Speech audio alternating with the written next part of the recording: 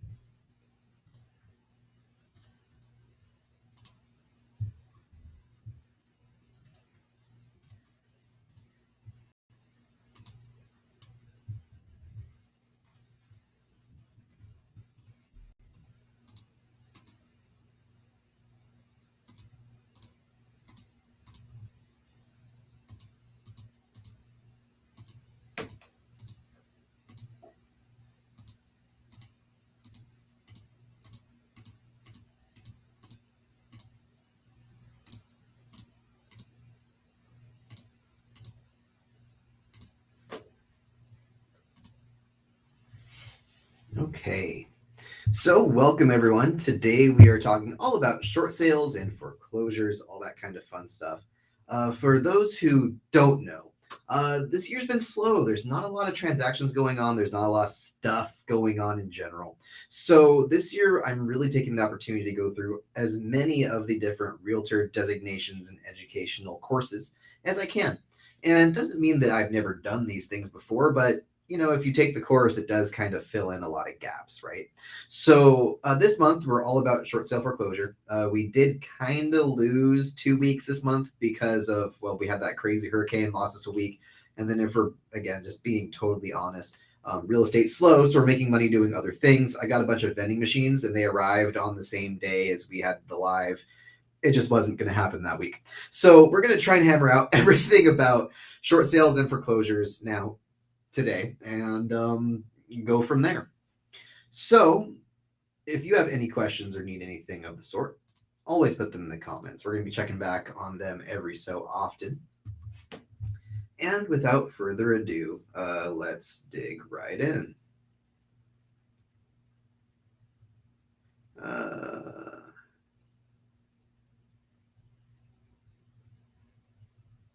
Sorry, one last thing. Okay. So if we hop on over to picture in picture and then share screen, kind of pop this out in a different tab.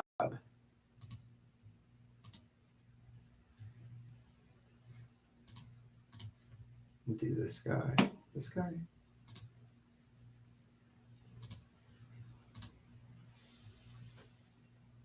Don't love that. Hold on.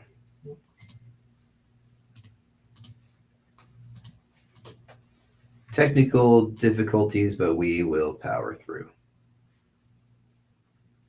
Let's do this here. Untap this guy. Share. Okay, there we go. So when you hop onto Zillow, there's obviously all kinds of homes. And when we're talking short sales and foreclosures, you guys will know. For the most part, I like promoting my website because on every single website you click on, whether it's Realtor.com, Zillow, what have you, if you click on a listing, as slow as it may be, when you push this button to request a tour, basically Zillow charges an agent anywhere from $500 to $1,200 every time you click on that button. And now that agent wants to get their $500 to $1,200 back by trying to sell you a house. Super interesting. They let them put the address on that picture. I've never seen someone get away with that before. But that aside, so I'm not a big fan of these websites because their whole goal is to take your information and sell it for a lot of money to real estate agents. Now, if I had to rank websites, typically it'd be like my site number 1, Realtor.com number 2, Zillow number 3, give or take. Not that I really like Zillow; it's kind of low on the totem pole to me, but its search does work pretty good, right? So when we're looking at homes, you're going to have all these different guys, and you got to be mindful that you're not, selling and giving away your soul here as you're clicking around. But what almost everyone ends up looking at eventually is, if you look at this under for sale, not for under more. If you end up under more, there's by agent, and first of all, there's by agent, foreclosure, foreclosed, pre-foreclosure. You're not going to notice much under there though. There's only 2 on Ortega and San Lucas, I believe. If you hop over to this page, does it show the same ones?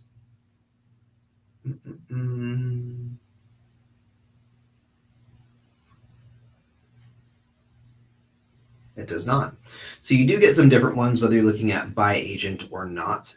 Right now, I'm specifically looking kind of my main service area here from Camarillo and Thousand Oaks. Not that I'm not totally willing to go Moore Park, Simi, Oxnard, but this is kind of the main area here. And we're going to come across a couple different categories. There's going to be pre-foreclosure. There's going to be foreclosure. Are those on here too? Are they all pre-foreclosure today? Looks like they're all pre-foreclosure right now, which makes sense because they haven't allowed foreclosures for too long. Or is it just my search? Is it my search? Yeah. Okay. So there's going to be pre-foreclosure, foreclosure, and then auction. Okay. So we're going to talk about what all of these mean, and if you're looking at them like, wow, that's a spectacular deal. I didn't know I could get a. That's not even that great of a deal. Are any of these a really good deal? Let's see. do I see any that are an awesome deal? Looks like they're all going to be more or less about the prices that they normally are right now. But sometimes you'll see them and you'll be like, wow, that's a great deal. How do I take advantage of that, right? So we're going to talk about all of that today, the differences, what it means for buyers and sellers, and so on. So, what happens if you don't make the payment on your house? Well, your house goes into foreclosure, begins the foreclosure process.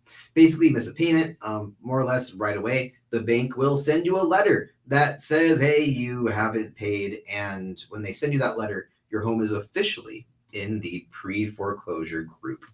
So when we look at this whole search function, our first section is going to be our pre-foreclosures. Okay, it's going to be all these houses. These are all houses that for one reason or another missed a payment. Now, does that mean the house is for sale? No. Does that mean these people cannot catch up on their payments?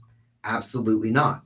But it is a sign that, maybe they're behind. And so when we're looking at these, as a seller, that's not usually a big deal if you miss it. I mean, obviously, it's going to ding your credit and it's going to have some late fees on there. But missing a payment, like being 13 days overdue, like this one, doesn't mean you're losing your house. Okay. Now, as we get down here in these ones that have been really overdue, like 286 days overdue, the bank's going to begin the foreclosure process, right?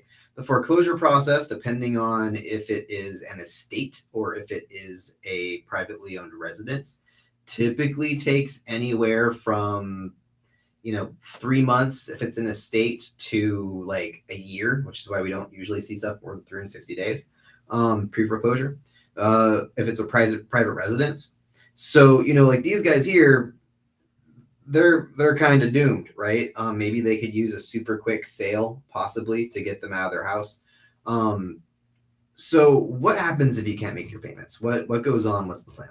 Well, while you're in this pre-foreclosure period, you still have control. You have a loan, you can pay it off and walk away, right? So this is going to be the easiest stage to kind of get everything under control. On one hand, you could, if you have money, if something happens, maybe you just forgot to pay, maybe you're refinancing something else weird, you can do stuff with your finances to just get it paid off, right? Or if something catastrophic has happened for some reason, you just can't make your payments anymore, then at this point you could list your home for sale. And if you list it for sale, again, nothing bad's really going to happen. You just have to pay off your balance. So whatever the total amount of bills due is, you need to be able to pay that off when you sell the home. Now, this stage is relatively easy, and this is where a lot of people get a lot of cold calls. They get a lot of people reaching out because people want to buy a home and get a deal. And when people are distressed, they do weird things. They'll sell the house for less. Maybe they don't want to repair it. You get all kinds of really weird behavior. And for a lot of buyers, this is where the really good deals and the really big money can be made.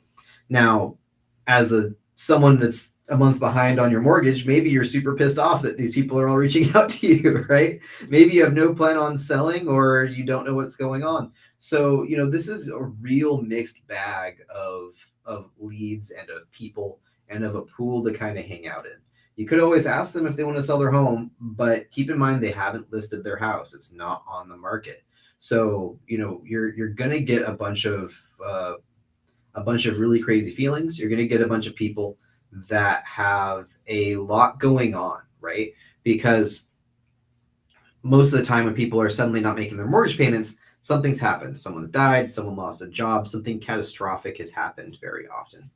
So we want to be a little bit mindful of this group. But in this group, you still have possession of the house and nothing crazy is going on. Nothing bad has happened. Okay. Now, when we hop over to the next section, the foreclosed houses, are there any? There's one. So this house has been foreclosed. So not only has it been foreclosed, but it was foreclosed 199 days ago. So it's been foreclosed for a while. So what foreclosed means is the bank takes the house back. So the bank's going to issue that letter, like I said, and they're going to say, hey, you've got to get your payments current. And if for any reason you don't, the home gets foreclosed on. That means it's property of the bank again. Sometimes the bank will kick you out right away. Sometimes they'll let you live there while they're doing their thing. But once a home is foreclosed on, a lot of different things can happen. And as the seller, as the person living there, the home is now property of the bank. You no longer have control over it. It is no longer your house. So it's really, really important to try and get things sorted, whether you're selling, refinancing, whatever, before you get to this point. Because once we get the banks involved, stuff gets really hard and goes really slow. Okay. So I've done a couple of bank owned deals. And every single time we do a bank owned deal, I always tell all of my clients, hey, it's going to be slow. We have to do it exactly how the bank wants to because the bank has all of their own forms, their own stuff. So, at this point, it's not necessarily up for sale. The bank has it, the bank's taken property of it. But it could be getting ready to go for auction. It could be ready to go up on as a HUD home or as another program. It depends on who owns the home at this point, depending on the program. Because like homes that are FHA, if someone can't pay for it, it typically goes up as a HUD home, which is like a special program for first-time buyers and it needs to be in good shape. And there's a totally different setup than if it goes to like a bank and it's going up for auction. So how these homes are handled is going to be a completely case-by-case basis. And oftentimes, it's not going to be good to look for these homes on Zillow because they've already been foreclosed. Because again, it might belong to one of those other programs that are slower or otherwise more difficult. Okay. So once they're in foreclosure, you have an option. You have two options, really. You can, first of all, walk away, and whatever they sell the home for is what they sell the home for.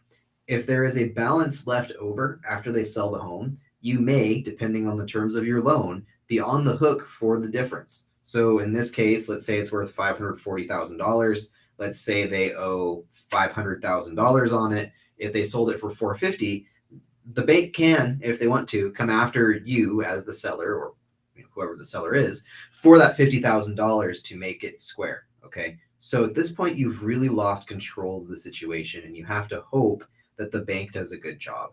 So if we can, we want to resolve all of these problems while it's in pre-foreclosure, because once it's in foreclosure, you've lost all of your power. You have no more power here. Okay. Now, one of the other things that you can do is you can do what's called a short sale. Okay. Once you've been foreclosed on. So what a short sale is again, let's say in the situation, we can only sell that home for, $450,000 or something like that. Right. You can ask the bank if they will do a short sale, which basically means you sell the home. They don't have to go to auction. They don't have to put it up for sale. They don't have to deal with anything. And in exchange, they need to accept a little bit less money than what the remaining balance is. Okay. Now, if we do a short sale, it's still totally doable, but the buyers pretty much always have to be cash, and pretty much everything is dictated by the bank. Okay. We're using bank documents. We're using bank everything. And as a real estate agent who's done a couple of these, they can be really frustrating because the bank has their own timeline. They don't really care about you. They have a portfolio of 100 houses. So the whole thing can be really, really challenging. Okay. So if you're thinking about buying them, or selling them or doing anything with it, you have to be ready to be really patient. Okay. And whatever the bank says, the bank gets. It's not a negotiation. You can't tell them they're being crazy. You can't do anything fancy. It's typically an as is sale. So you've got to be really ready to deal with these. Usually it has to be a cash buyer. Usually it has to be an investor who's really savvy and can get a bunch of paperwork done. You need to make sure your lender is at least you make sure that your realtor is at least semi familiar with the process, because it's hard and there's a lot of paperwork. I mean, like a ton more than usual, and they have very specific time frames. So if you have an agent that isn't super organized or is really used to like talking their way through a transaction and like, oh, we'll do the paperwork later kind of realtors, there's a lot of those. You're going to have a bad time. So that's going to be the scariest and toughest part is we want to try and get this handled before the home is full on foreclosed and before they do something with it. Now, again, some homes are going to be listed by the bank and up for auction. Others are going to be on certain platforms. So if you're a first time buyer, for example, HUD homes are great. You can get good deals and they will accept FHA loans and that kind of stuff. Auctions, they're going to be cash. They want cash at closing, and most of the time you can't get lending by the time the auction is done, right? So when we're looking at auctions, which are going to be this next section over here, if we hop over to specifically our auctions, I wonder what the difference is between foreclosures. Currently, this is for sale. They're owned by a bank. Okay, so foreclosed. So foreclosed is going to be homes that have been foreclosed on that aren't for sale. Foreclosures are going to be homes that are for sale. Okay. So I guess before we hop over at auctions, let's take a look at the foreclosures. We're going to have these two, right? Two different foreclosure homes in town, one in Calabasas, one in Simi Valley. It's typically listed with an agent. It's going to come online August 25th. So wonder why it's listed as coming soon and not live.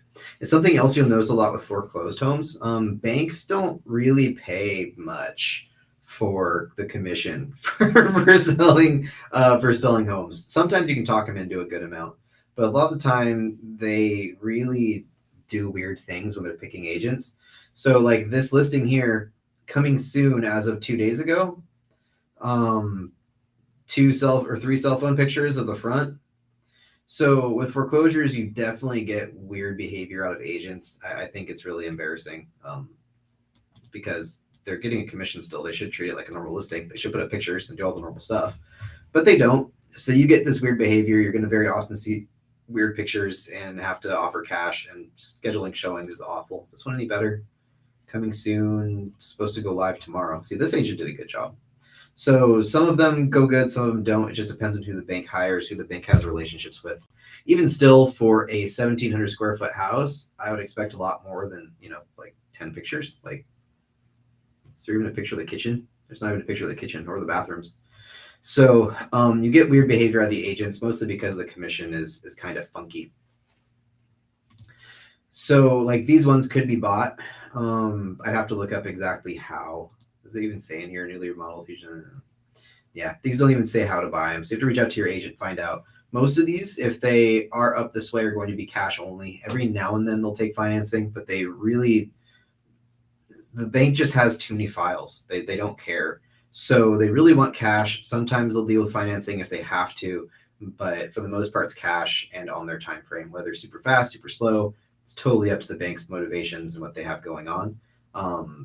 Sometimes they want a super, super fast sale. Sometimes they want a super, super slow sale.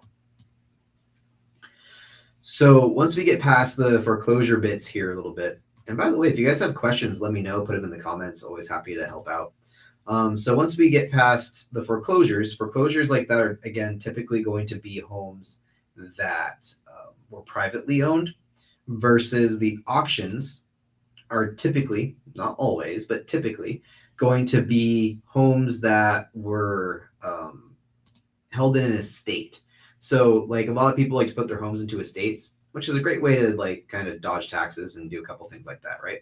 But when it comes to estates, it's much, much easier for the bank to take the home back. And when they take the home back, they almost always auction it. So auctions are, again, not always, but typically going to be a little bit rougher condition. They're going to typically not really allow you to look inside the house, and they're always an as-is sale. Doesn't matter what's going on with the property. You're typically not allowed to inspect. And, in some areas, like when I was in Washington, auctions can be awesome because there's only a couple of kind of sort of savvy people. Out here in California, you can save money by doing an auction, but you can also lose a lot of money by doing an auction, okay? I want to say meet Kevin, who's a famous YouTuber out here a couple of years ago, bought a house at auction and then he found like foundation issues and he ate like 50 or $100,000 or something like that. So if you really don't know what you're doing, auctions aren't for you, but they're not really for the general public anyways, because they have to be cash. So when you're doing the auctions, they always have who has the auction up here. So like this one's Zome. Can we look them up? Zome.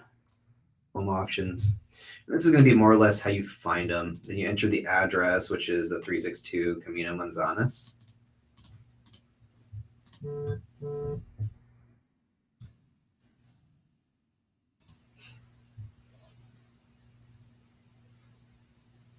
Let's accept cookies. What the heck? Why not? Yeah, so live event in person, doing opening bids. Let's see. I need to move this over. How do I switch which screen we're looking at? This one, share. So we pop this puppy open, and this is what you get. It's a foreclosure trustee sale. It's an in-person auction, so you have to show up in person. Opening bid, $836,000. No trespassing. Do not disturb the occupants. So occupants are still living there. Perfect. Payment information. Payment is due immediately upon acceptance of the winning bid at the time of sale. All winning bids must be paid via cashier's, right? So we're paying cash every single time. We are not talking about any other type of financing. We're only doing cash, which is typical. And you need a valid form of ID. Property sold through applicable foreclosure auction. So no pictures. So again, you got to have cash. You have to be the highest bidder. They estimate the home's worth $995. Just out of curiosity, what does Zillow say it's worth? Zillow doesn't give it as estimate. Interesting. Oh, $955. I wonder if it's pulling from Zillow. Yeah, they both say it's worth $955. So, again, you don't know what the condition of this home is, right? So if it's worth $955, they're opening the bid at $836. At best, you're going to save $100,000 and you have to pay cash. So do I think auctions are like a really good way for people to save money? I know some guys can make 30 or 50 grand per house by buying them auctions, cleaning them up a little bit, selling them. But it's just not for the average buyer and seller. Now, for investors, they can be super cool, but not for the average buyer and seller. All right, so let's hop back over to our Zillow. So as the home seller, my takeaway here is, well, actually, let's get rid of this. We can close this. So as the home seller, my takeaway, if you can handle it pre-foreclosure, do it. If there's any way.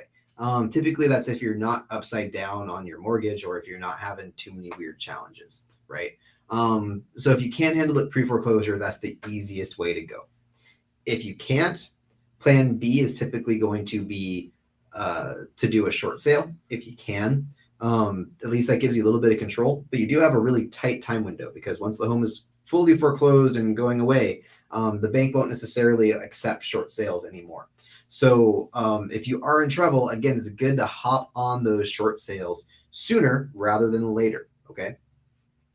Now, throughout this whole process, as the seller, you need to remember that you can still get the house back, even after it's fully foreclosed, if you can pay for all of the fees and pay off the remaining balance on the house. There is a chance you can get the home even after it's been foreclosed and sold, okay?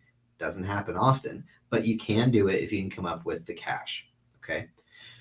Now, as a buyer looking to buy foreclosure, depends what you're doing. If you're an investor, then your world is kind of your oyster, except for maybe for the HUD homes and stuff like that isn't supposed to go to investors, okay? Doesn't mean that investors can't buy HUD homes. It's just harder. It takes a bigger time window and has some more challenges, okay? So as an investor, specifically just HUD homes, I think, are the only ones you really can't do. Everything else is fair game and a good way to make some money if you really know what you're doing. But you need to have cash, and we're probably not going to get things inspected. Now, as an investor, buying the distressed homes before they go up for when they're in pre-foreclosure is the generally best time to get your hands on the property, or in short sale shortly after foreclosure can be really good too, but there's going to be a lot more paperwork. And we're not seeing too many homes horrifically upside down, right? So as someone that's buying, Ideally, pre-foreclosure or foreclosures are going to be the way to go, but you got to be a little bit savvy and able to handle the workload here. And then if you have to, be looking at stuff on HUD or on auctions or things like that. Again, I'm not a huge fan of auctions. Just like the one we looked at, the savings is typically like 10%. That's not really a good enough spread for me personally to want to get involved in a home that might have problems, because you can pretty easily come across like $50,000 to $100,000 in problems, and you've got to be all cash down. You can't like do 10% like if you're doing a loan, or 20% if you're doing a loan. So you're way more leveraged, and the profit margin there isn't fantastic. So they're not my favorite. Now, if you are a first time buyer and you're looking at all this stuff, again, HUD Homes is going to be the way to go. Let me see real quick. HUD Homes. Now, the one thing I don't love is HUD Homes has a really weird website and sign in and system that I'm not in love with. But let's see, HUD Homes USA, share. This is typically where most of the HUD Homes end up. So what if I look at 91320, Newbury Park? Let's see what happens. Search. Are there any? Yeah, so we have some REOs here. It looks like the same ones we were looking at before. Can we get details? Yeah, so you've got to create a sign-in to see all the details on these properties. But like this one is a single-family home. I think it's one of the condo units. I think we were looking at it earlier, weren't we? Was it? Anyways, it's a condo for $473. Is that huge savings? Not really. It's probably somewhere between $50,000 and $70,000 of savings, right, to buy a HUD home. But if we start combining like HUD Homes with all the other programs and platforms we have for first-time buyers, it can be super, super powerful. So, there's not a big selection. They are kind of a huge pain. But the good news is, as a buyer, even though they are a huge pain, they're mostly a pain for your agent, right? They're not really a pain for you. So you don't have to stress out over it being difficult too much.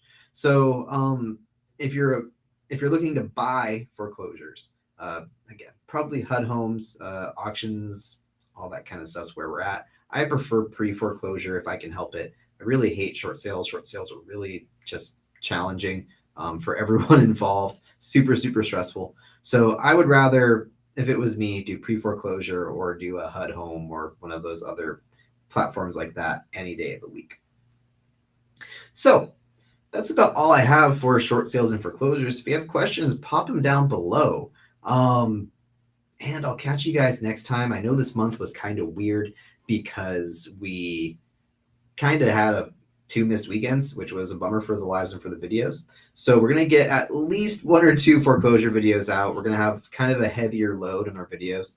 And then next month we are all about, are we all about buyers? I think next month we're all about buyers. Give me 1 second here. Next month we're looking at,